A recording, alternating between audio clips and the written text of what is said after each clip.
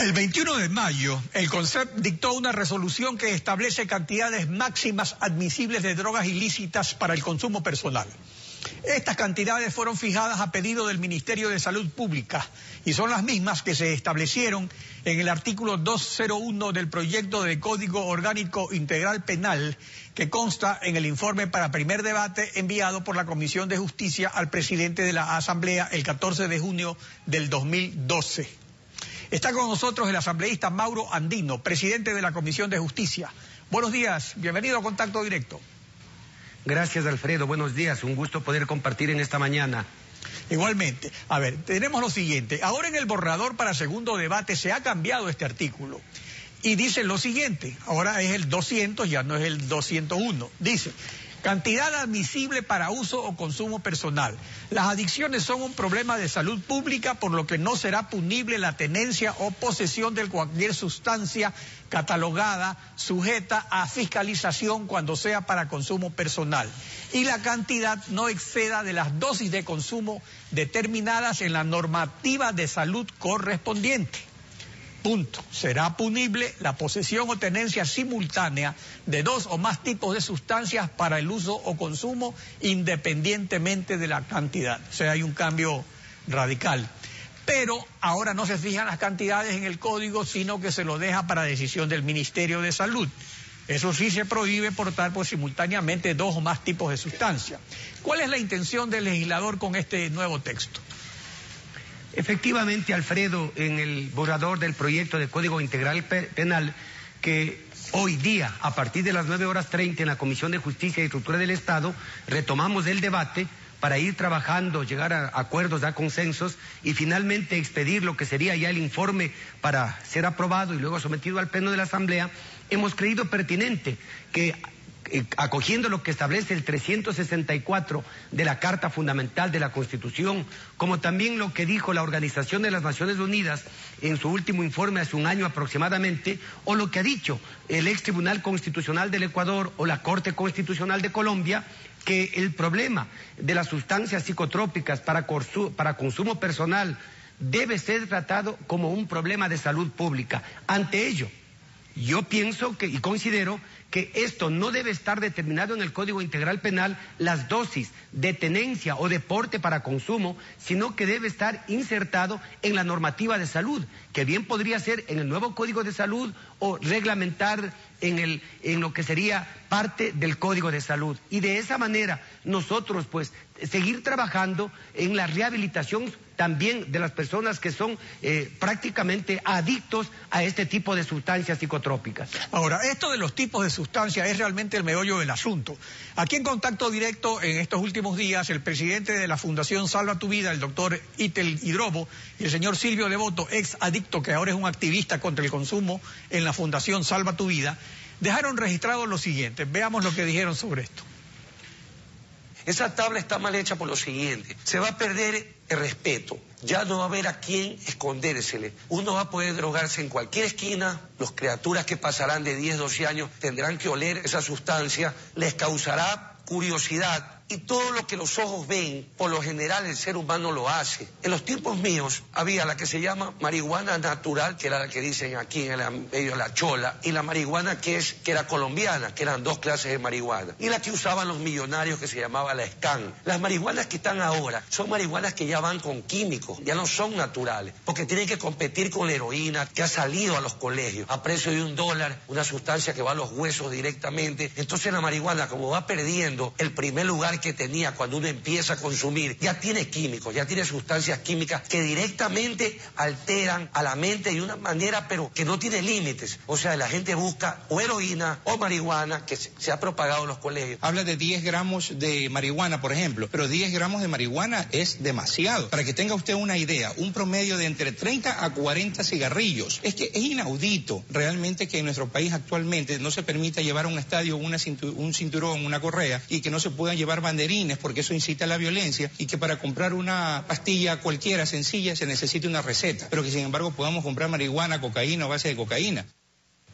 A ver, aparentemente el problema no solo es portar simultáneamente dos o más sustancias para consumo personal, que eso sí lo señala y lo previene el proyecto de Código Penal, sino las cantidades. Entonces, para mayor certeza en la prevención de este problema de salud pública, porque este es el enfoque como un problema de salud pública, ¿por qué no se fija en el Código Penal las cantidades o en otra ley? No sé cuál sería la solución, porque dejarlo así como con un carácter experimental, una cosa tan grave, tal vez no sea lo más adecuado. Bueno, Alfredo, la tabla que ha presentado el CONCEB, si bien es referencial, no es vinculante, no es de carácter obligatorio, tanto para los operadores de justicia de carácter penal como para los ciudadanos, pero en base a ello, por lo menos, se está ya determinando cuál sería la dosis de tenencia para consumo de una persona adicta a estas sustancias psicotrópicas que está determinado en esta tabla.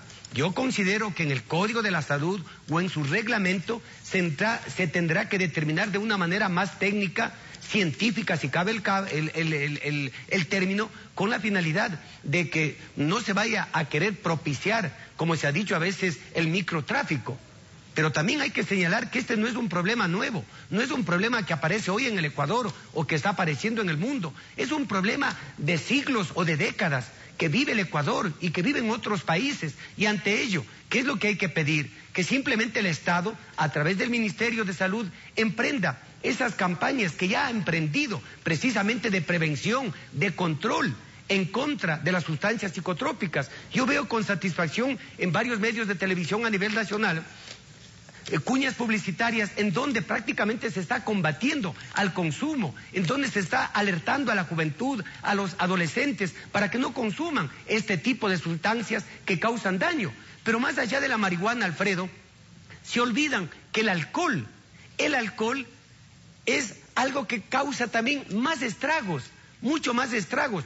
Conducir en estado de embriaguez puede causar la muerte de una o varias personas y sobre ello casi no se dice nada. También hay que combatir, por ejemplo, el alcoholismo, que es una acción pero sumamente grave y que permanentemente se da en el Ecuador. Claro, pero el asunto de la despenalización del consumo de drogas ilícitas tiene varias facetas. El problema es que estas drogas ilícitas generan un movimiento inusual, el tráfico de drogas, o sea, el crimen organizado. Eso es un azote para la humanidad, o sea, no solamente es el hecho de consumir la droga. Entonces, ¿qué ocurre? Que por eso es que en este enfoque, que se lo trata como un problema de salud pública, se trata de prevenirlo con campañas, que ahora coincidentemente la campaña ha aparecido recién cuando publican la tabla. Pero el otro punto es que si no se aplica la prisión, la pena de prisión, la idea es aplicar otro tipo de penas. Pero ¿qué ocurre? Que sean penas dirigidas hacia la rehabilitación. En los 12 artículos del capítulo sobre las drogas del proyecto de código no se desarrolla la pena no privativa de la libertad que consta en el artículo 45 del proyecto de Código Penal Integral, numeral primero, que es el de someter a tratamiento médico o psicológico a las personas. Entonces, ¿no cree que sería necesario para los consumidores que de manera obligatoria se los lleve hacia el tratamiento de salud, al tratamiento médico, dado que la Constitución lo considera un problema de salud pública? Porque simplemente decirlo, no se le aplica ninguna pena, y dejarlo sujeto a una campaña, tampoco como que el problema se va a solucionar. Efectivamente, Alfredo, aquí lo que se requiere es un tratamiento permanente, de ser posible un registro, ¿sí?, en el Ministerio de Salud, en donde ya los narcodependientes o las personas adictas a estas sustancias psicotrópicas puedan inclusive adquirir esas dosis máxima para consumo personal.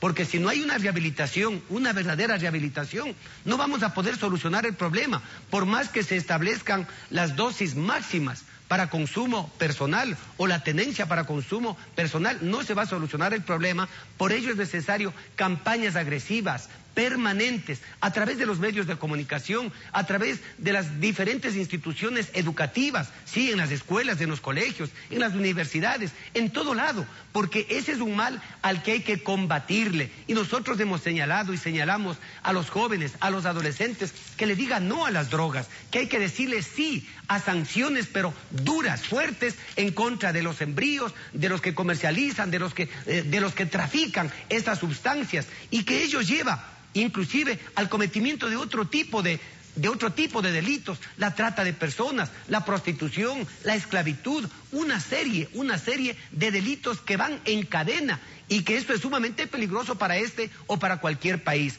Por ello, insisto, campañas agresivas y la rehabilitación de quienes son adictos a estas sustancias que hacen daño a la vida mismo. Claro, pero una rehabilitación que debería ser obligatoria, porque según el documento, el problema de las drogas en las Américas, que fue debatido en la última Asamblea General de la OEA el pasado mes de junio en Guatemala, la despenalización favorece la óptica de tratar el consumo como una cuestión de salud pública, de reducir el consumo con campañas de prevención y alentar la experimentación con modelos de regulación legal de ciertas drogas, como la marihuana, que se considera menos dañina, y al mismo tiempo se considera que es prematuro dar por fracasados los enfoques actuales sobre el tema, como han dicho algunos, sin dejar de reconocer que ha habido deficiencias en su aplicación. O sea, hay deficiencias, pero hay un punto de consenso, y este punto de consenso es reconocer que el problema de las drogas requiere la respuesta de un tratamiento de salud pública. Entonces, por eso es que yo insisto, si el tratamiento no se impone por ley, que sería la ley penal, no como una pena de reclusión o de privación de la libertad, sino como el sometimiento a un tratamiento médico, ¿cómo se va a funcionar esto? Porque simplemente se lo acoge a alguien porque porta drogas y se lo afloja y dice usted vaya a tratarse de un médico y nadie sabe si se va o no se va a tratar de un médico. O sea, ese es un problema que queda en el aire. Habrá que desarrollar en el Código de la Salud, ya se ha anunciado la posibilidad de que esto se vaya debatiendo, ir construyendo en la Asamblea Nacional, y allí habrá que desarrollar de una manera muy clara y de una manera muy precisa para que lo que usted dice en realidad no ocurra y que por el contrario esa persona adicta tenga que ser sujeta de un tratamiento permanente, que haga o por lo menos visitas periódicas a ese Ministerio de Salud, a esta dirección provincial, y que allí pueda esa persona paulatinamente ir dejando esta forma negativa, dañina para el ser humano y para la vida mismo, y que, insisto, Alfredo, esto conlleva colateralmente una serie de delitos más. Pero también es necesario señalar lo que dice, por ejemplo, una sentencia importante de la Corte Constitucional de Colombia, que me voy a permitir dar lectura, cuando dice que la penalización del porte o conservación de sustancias estupefacientes en cantidad considerada como dosis personal, dice, vamos a ponernos los lentes, Alfredo, dice, la penalización del porte o conservación de sustancias estupefacientes en cantidad considerada como dosis personal comportaría vulneración del principio de proporcionalidad y prohibición de exceso en materia penal, como quiera que se estaría criminalizando un comportamiento carente de idoneidad para lesionar bienes jurídicos amparados por la Constitución. Mire que la propia Corte Constitucional de Colombia, en este fallo tan interesante, está señalando, ¿no?, que sería grave penalizar, por ejemplo, el consumo o la tenencia del porte máximo que establece la ley. Es por ello que lo que nos está indicando es que definitivamente hay que ir hacia la rehabilitación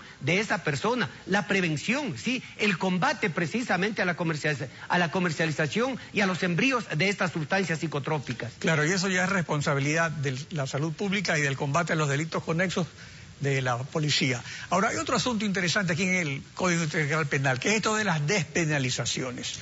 Tenemos que en los últimos años, incluso antes del gobierno de la Revolución Ciudadana, ya se ha venido haciendo despenalizaciones, por ejemplo, con la homosexualidad, el adulterio, el consumo de drogas ilícitas y el aborto, pues solo para salvar la vida de la madre o en caso de violación a una mujer demente.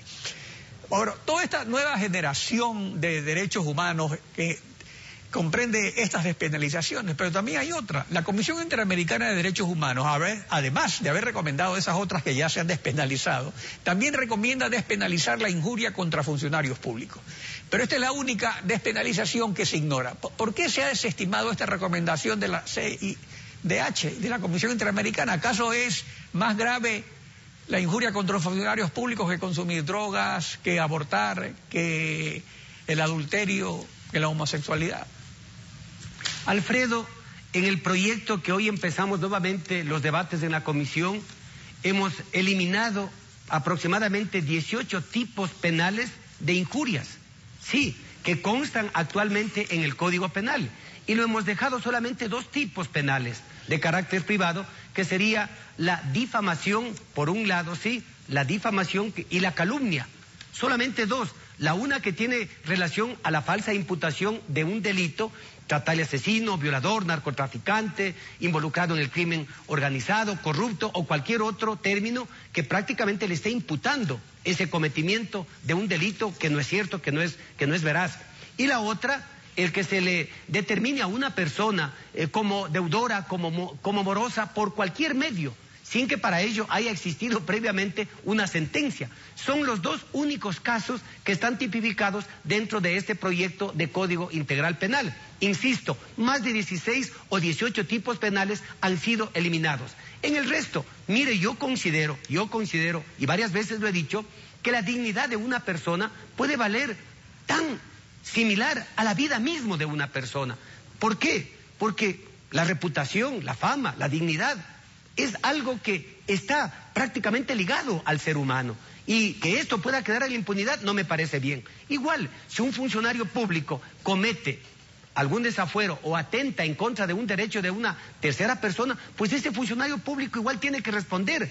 Siempre hemos dicho, Alfredo, que nosotros somos iguales ante la ley, así establece la Constitución, y quien vulnere un derecho tiene que responder, sea funcionario público, sea funcionario privado, sea un trabajador.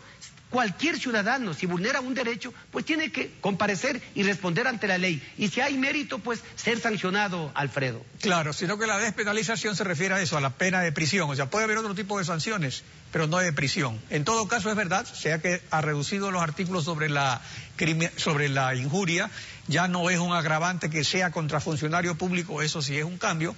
Vamos a ver qué pasa con el veto, nada más. Mauro Andino, presidente de la Comisión de Justicia, gracias por su participación en Contacto Directo. Gracias, buenos días, Alfredo.